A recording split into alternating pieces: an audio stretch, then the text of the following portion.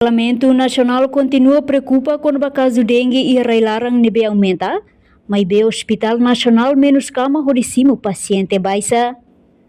Segunda-feira, deputada bancada Fretilin,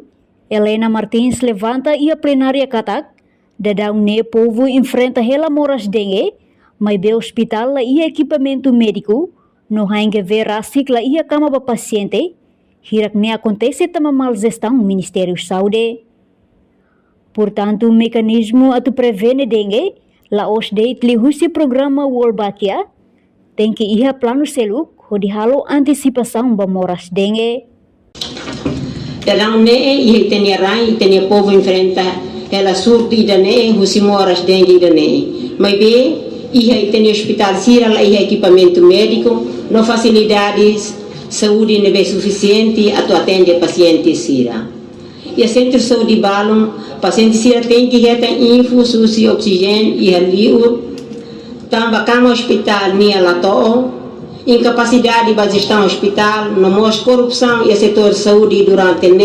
mas sai causa bot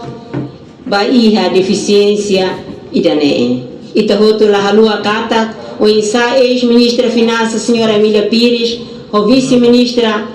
saúde senhora Madalena Hanjam nebe responsável ba sosakama hospital nia halu corrupção no halu povo Timor-Leste tem que ser o ser nia corrupção o menos facilidade de saúde nia inclui com calicom entre atual ministra estimada Elia Amaral a companhia Salimagro ni pessoal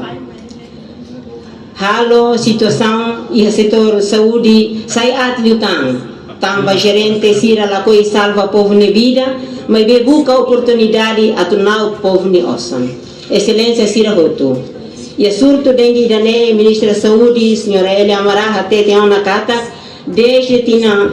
koto no governo halo na contrato basusu kaides a colaboração com a parceria internacional ida liusi focava em susuk ba sira husi Timor-Leste ho susuk sira husi Austrália odi hamoso susuk espécie fong o bactéria Wolbachia ne bebele No Nemos, deputado Antonino Dotel Sarmento reforça Ministério da Saúde labele focadet be programa Wolbachia, mas tem que ir plano estratégico nebe diak hodi combate moras dengue e larang. Ana yang kata ke vice-ministro tingkat husat dan vice-ministro saúde ia kalai plano sira tu fo continuidade ba combate moras dengue tenerai. Tamadala barak vice-ministro